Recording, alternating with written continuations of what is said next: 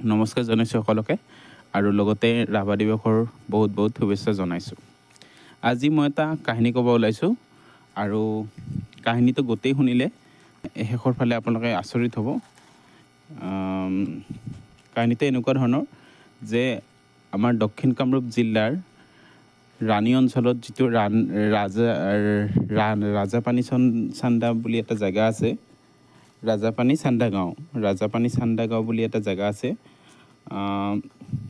আগৰ দিনত সেই গাঁওখনত আচলতে কছাৰী মানুহে বাস কৰিছিল আৰু তাত শুকুৰাম কছাৰী নামৰ এজন মানুহ আছিল আৰু তেওঁৰ ল'ৰা আছিল শনিৰাম কছাৰী।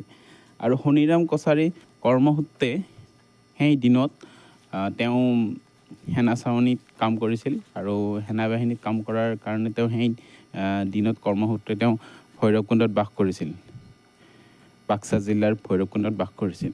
আৰু কৰ্মসূত্ৰে তেওঁৰ পৰিবাৰকো তাতে লৈ গৈছিল।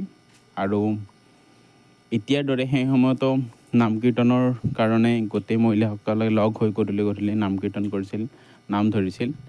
ঠিক তেনেকৈ শনিৰাম কছাৰীৰ ঘনীয়েকো সদায় নাম গোৱাৰ দৰে এদিন নাম গাই আছিল আৰু সেই সময়ত বসন্ত বহুত বিয়পি পৰিছিল সেই অঞ্চলটোত। ঠিক তেনেকৈ এদিন নাম গাই থাকোঁতে শনিৰাম কছাৰী ঘনীয়েকে এদিন নাম গাই থাকোঁতে নামৰ শেষত আমি যেনেকৈ সেৱা কৰোঁ, চবেই আঁঠুকাঢ়ি সেৱা ল'লে আৰু সেই সময়ত শনিৰাম কছাৰীৰ কোচত তেওঁৰ নিজৰ কেঁচুৱা এটাও আছিল।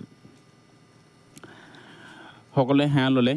সেৱা লৈ উঠি সকলোৱে যেতিয়া উঠে তেতিয়া শনিৰাম কছাৰী ঘনীয়েকে উঠা নাছিল। সকলোৱে আচৰিত হ'ল।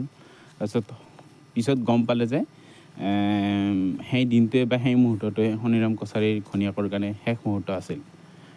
আৰু এই খবৰটো যেতিয়া শনিৰাম কছাৰীয়ে গম পালে, দৌৰাদৌৰিকৈ আহিল আৰু তেওঁ দুখত ভাগি পৰিল। আৰু অৱশেষত শনিৰাম কছাৰী উপায়হীন হ'ল, এই সৰু কেঁচুৱাটোক কি কৰিব, তেওঁ কেনেকৈ লালন পালন কৰিব, কেনেকৈ ডাঙৰ দীঘল কৰিব। বহুত ভাবি তেওঁৰ এজন বন্ধুৰ মনত পৰিল, যাৰ ঘৰ উজনিৰ তেজপুৰত। আৰু সেই উজনিৰ তেজপুৰৰ মানুহজনৰ নাম আছিল, মই যিমান দূৰ জানো, চানবৰ ৰাভা। আৰু এই চানবৰ ৰাভা এজন পুলিচ অফিচাৰ আছিল সেই সময়ত। তাৰপিছত তেওঁৰ লগত যোগাযোগ কৰিবৰ কাৰণে তেওঁ শনিৰাম ৰাভাই বহুত চেষ্টা কৰিলে। অৱশেষত শনিৰাম ৰাভাৰ কেইজনমান বন্ধুক তাত পঠালে, খৰালৈ তাত কেইজনমান ভুটীয়া লোকসকলক খৰালৈ তাত পঠালে।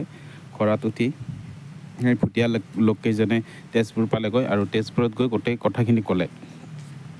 যেতিয়া সেই চানবৰ ৰাভাই কথাখিনি শুনিলে, তেওঁ দুখত ভাগি পৰিলে। আচলতে চানবৰ ৰাভাৰো নিজৰ কোনো ল'ৰা ছোৱালী নাছিলে। তাৰপিছত দুখত ভাগি পৰি তেওঁ অৱশেষত মানে উপায় এটা ওলালে যে শনিৰাম ৰাভাৰ সেই মাতৃহাৰা সন্তানটিক তুলি তালি ডাঙৰ দীঘল কৰা, লগতে নিজৰ সন্তান কৰি ল'বৰ কাৰণে তেওঁ মান্তি হ'ল চানবৰ ৰাভাই। আৰু এই সন্তানটিৰ নাম আছিলে গোপাল চন্দ্ৰ ৰাভা।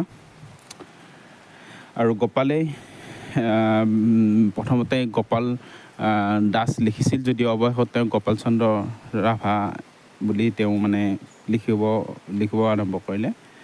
আৰু এনেকৈ তেওঁ পঢ়ি শুনি তেওঁ নৱম মানলৈ ধুনীয়াকৈ পঢ়িলে। তাৰপিছত তেওঁ সেনা বাহিনীত তেওঁ যোগদান কৰিলে, যিহেতু তেওঁৰ স্বাস্থ্য পাতি ভাল আছিলে। আৰু এই গোপাল চন্দ্ৰ ৰাভাৰ 9টা সন্তান আছিল। আৰু এই 9টা সন্তানৰ 8 নম্বৰজনেই হ'ল বিষ্ণুপ্ৰসাদ ৰাভা। কাহিনীটো এইখিনিয়ে, আৰু পিছৰ অংকটো মই নেক্সট ভিডিঅ'ত দি দিম। আৰু কাহিনীটো শুনি যদি আপোনালোকে ভাল পাইছে, তেতিয়াহ'লে মোৰ এই চেনেলটো ছাবস্ক্ৰাইব কৰিব আৰু শ্বেয়াৰ কৰিব। ধন্যবাদ।